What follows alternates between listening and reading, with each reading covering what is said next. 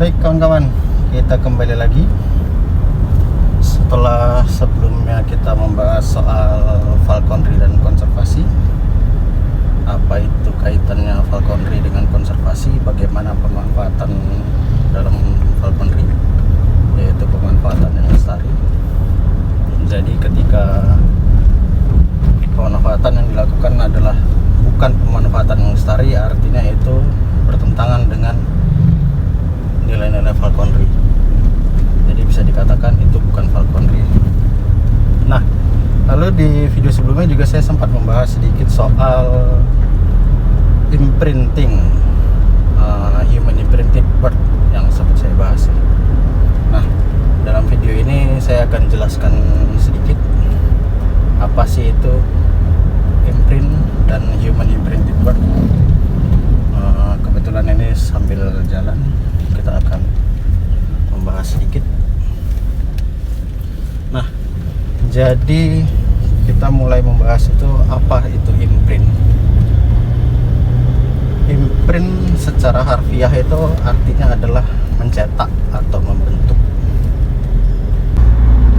Oke, jadi imprinting itu sebenarnya adalah proses alami, proses atau mekanisme yang membentuk sebuah karakter, vokalisasi, dan pengenalan spesies di tiap-tiap individu muda. Nah, ada dua kelompok hewan yang terkait dengan imprinting. Yang pertama itu adalah altricial species, yang kedua adalah presocial species. Altricial species itu adalah spesies-spesies hewan di mana individu muda yang baru lahir itu kondisinya sangat lemah sehingga butuh induk untuk menopang kehidupannya. Beberapa bahkan tidak bisa melihat di proses awal kehidupannya, tidak bisa melihat, tidak bisa berdiri. Contohnya itu ya kita manusia itu masuk dalam altricial species. Contoh lainnya itu adalah burung-burung pemangsa. Burung-burung pemangsa itu semuanya adalah altricial species.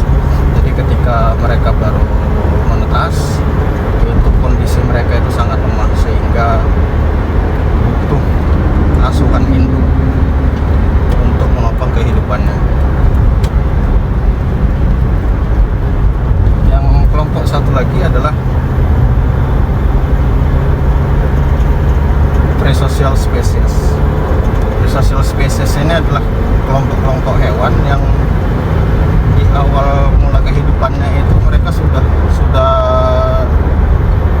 bisa dikatakan lebih mandiri, sudah bisa berdiri, sudah bisa melihat. Contohnya itu adalah ayam, bebek. Nah, itu mereka itu adalah presocial species. Jadi begitu menetas, mereka sudah bisa langsung berdiri, sudah bisa langsung melihat, sudah bisa makan sendiri. Nah, kedua kelompok tadi itu proses imprinting alaminya itu akan berbeda. Altricial species karena kondisinya yang lemah tadi, itu proses imprintingnya lebih lama dibanding presocial. Presocial mungkin hanya hitungan jam. Jadi proses pengenalan spesiesnya, proses pembentukan karakternya, proses dia merekam behavior alaminya itu lebih singkat, dalam waktu hitungan jam, sekitar 6 sampai 12 jam mungkin. Itu sudah terbentuk, sudah terekam di memorinya secara alami. Nah, untuk altricial species prosesnya lebih panjang, bisa berbulan-bulan bahkan bertahun-tahun, tergantung spesies apa dia. Jadi untuk burung pemangsa sendiri proses imprinting alaminya itu, proses imprinting yang dilakukan induk itu adalah dari mulai dia menetas sampai dia keluar dari sarang. Itu adalah proses imprinting alaminya. Di situ dia akan belajar, akan merekam bagaimana cara dia nanti berperilaku, bagaimana cara dia menentukan pasangan, bagaimana cara dia berkomunikasi dengan spesies sejenisnya, bagaimana dia membuat sarang nantinya atau menentukan site untuk sarangnya. Itu semua terekam dalam proses imprinting. Nah, jadi sebenarnya proses imprinting ini adalah proses yang sangat penting bagi semua spesies makhluk hidup. Karena dari proses inilah mereka mengenali siapa dirinya. Menurut Dr. Nick Fox, ahli biologi raptor, dalam bukunya Understanding the Bird of Prey, itu beliau menyebutkan ada 5 aspek penting dalam imprinting alami. Yang pertama itu imprinting on parents, imprinting terhadap induknya. Yang kedua itu imprinting on siblings, imprinting terhadap saudaranya kalau dia punya saudara. Beberapa jenis elang, beberapa jenis raptor mungkin punya anak lebih dari satu, jadi anakannya itu akan imprinting ke saudara-saudaranya. Yang ketiga itu adalah imprinting terhadap pasangan seksualnya di kemudian hari. Yang keempat itu adalah perkembangan rasa takut. Jadi di situ nanti dia akan memahami bagaimana respon takut terhadap objek-objek asing. Lalu yang kelima itu adalah imprinting terhadap area, wilayah, tempat, atau bentuk sarang. Oke, jadi burung-burung yang diimprint secara alami oleh induknya akan mendapatkan 4 atau 5 aspek yang disebutkan oleh Dr. Nick Fox tadi. Itulah yang nantinya akan membentuk karakteristiknya sesuai dengan spesiesnya, yang membentuk behaviornya, kebiasaannya, yang membentuk, merecord bagaimana cara dia berkomunikasi, bagaimana cara dia menentukan pasangan, bagaimana respon takutnya terhadap objek-objek asing, bagaimana menentukan tempat, area, atau bentuk sarang. Nah, itulah yang kemudian akan menjadi bekal sepanjang hidupnya, bagaimana dia akan berperilaku nantinya. Lalu bagaimana dengan individu-individu yang katakanlah tidak beruntung, yang tidak mendapatkan proses imprintingnya dari induk alaminya, yang dibesarkan oleh induk pengganti, katakanlah manusia. Nah, untuk burung-burung yang dibesarkan oleh manusia itu kita sebut sebagai human imprinted bird, atau dalam buku Dr. Nick Fox itu disebut sebagai mal imprinted. Itulah nanti yang kemudian akan membentuk burung yang imprint terhadap manusia, yang berpotensi menganggap dirinya adalah manusia, yang bahkan di buku itu juga disebutkan bahwa ada kemungkinan hanya akan mau melakukan proses perkawinan dengan manusia, dengan falconer, dengan orang yang merawatnya. Nah, untuk itu Dr. Nick Fox menegaskan dalam bukunya, ketika burung tidak mendapatkan 5 aspek yang disebutkan tadi dalam proses imprinting alaminya,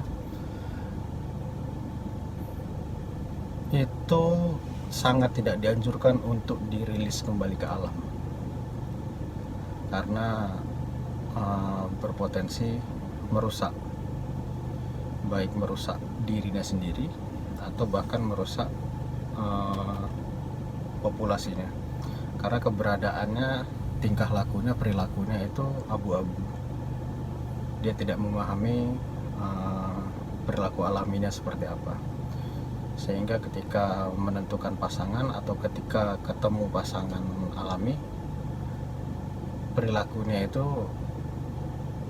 tidak seperti seharusnya, bahkan mungkin bisa membunuh pasangan alami yang seharusnya jadi pasangannya untuk kawin. Itu ya yang ditakutkan. Ketakutan kedua adalah burung-burung human imprinted ini cenderung tidak takut dengan manusia. Akan menjadi bahaya terutama untuk spesies-spesies burung yang berukuran besar ketika dia dalam kondisi human imprinted, dilepaskan ke alam.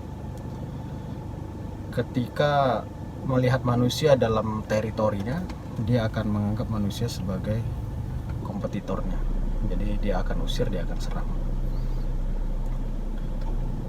Itulah yang mungkin terjadi karena dalam captivity juga hal itu sering terjadi ketika human imprinted bird didekati oleh manusia. Ada kemungkinan dia menjadi agresi karena menganggap manusia sebagai kompetitor. Dia menganggap dirinya adalah spesies yang sama dengan manusia, jadi tidak punya rasa takut yang sepantasnya terhadap manusia. Nah, lalu bagaimana burung yang prosesnya itu setengah-setengah? Misal dia sudah mendapat proses imprinting dari induknya, katakanlah beberapa bulan atau beberapa minggu, lalu dilanjutkan ya dengan kondisi tertentu yang kita tidak tahu, mungkin bisa jatuh dari sarang atau bagaimana. Di proses imprinting itu dilanjutkan oleh manusia, artinya setengah informasi imprinting itu dari proses alami, setengahnya lagi adalah dilanjutkan dengan manusia, dengan induk penggantinya. Dalam buku Nick Fox disebutkan pada proses peralihan itu burung mungkin akan mengalami rasa takut, tapi proses imprinting akan tetap berlanjut. Jadi memori imprintnya itu akan berlanjut ke manusia. Jadi bisa dikatakan imprintnya itu setengah alami, setengah manusia. Apakah ini akan lebih baik dibanding human imprinted secara keseluruhan? Kalau saya bilang itu tidak akan lebih baik, akan sama buruknya malahan. Karena ketika prosesnya setengah-setengah seperti itu, dia akan makin tidak jelas mengarahnya kemana. Oke, mungkin dia mengenali spesiesnya, karena ketika dirawat oleh induk, dia sudah memahami, dia sudah imprint ke induknya bahwa itu adalah spesiesnya. Atau mungkin bisa saja karena proses imprinting alaminya sudah berjalan cukup lama, dia juga akan mengenali pasangan alaminya. Tetapi karena prosesnya itu terganggu dan dilanjutkan oleh manusia, maka secara keseluruhan behaviornya dia tidak akan alami. Perilakunya, kebiasaannya tidak akan sealami burung yang mendapat proses imprinting alami secara utuh.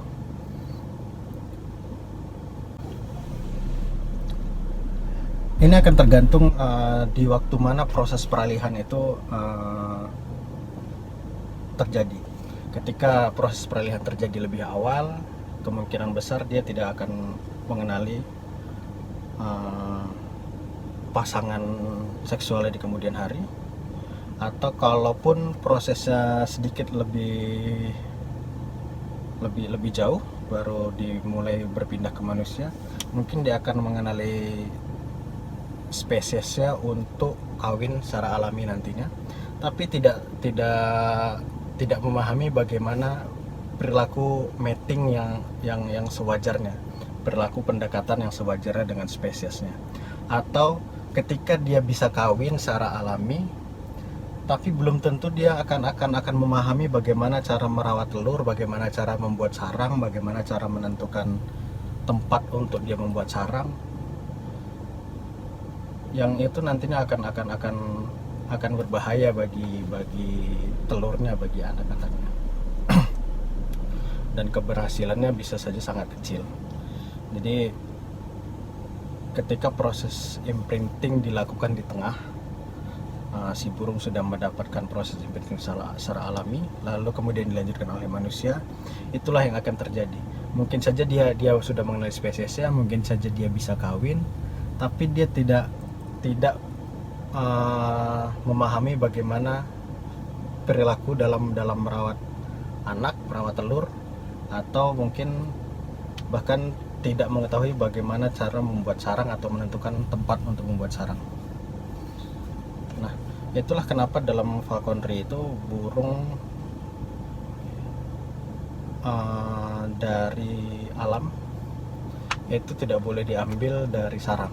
Yang anakan itu tidak boleh diambil dari sarang, karena potensinya akan berpotensi untuk membentuk human imprinted yang nantinya tidak akan layak untuk dirilis kembali ke alam. Karena etika falconry adalah ketika kita ambil dari alam, itu akan dikembalikan lagi ke alam. Beda cerita ketika yang dimanfaatkan adalah burung dari penangkaran. Itu pun sejauh yang saya tahu, untuk burung-burung yang dari penangkaran itu, proses human imprinting itu hanya boleh dilakukan oleh falconer yang berpengalaman, yang expert, karena memang prosesnya rumit, dan ketika salah burung akan mengalami masalah. Contohnya tadi agresi, lalu ya tidak bisa dimanfaatkan dengan maksimal, karena human imprinting itu sebenarnya memang punya keuntungan tersendiri, karena burung nantinya akan bisa dipersiapkan untuk AI, artificial insemination, atau kawin buatan, kawin suntik. Nah, itu yang bisa diterapkan adalah terhadap burung-burung yang diimprint secara benar oleh manusia. Lalu untuk burung-burung yang parent bred atau yang dibesarkan oleh induk, itu akan dilakukan kawin secara alami atau natural pairing. Jadi itu adalah alasan kenapa falconry melarang imprinting individu alami, melakukan human imprinting terhadap individu alami, karena burung nantinya tidak akan mengenali spesiesnya, tidak akan mampu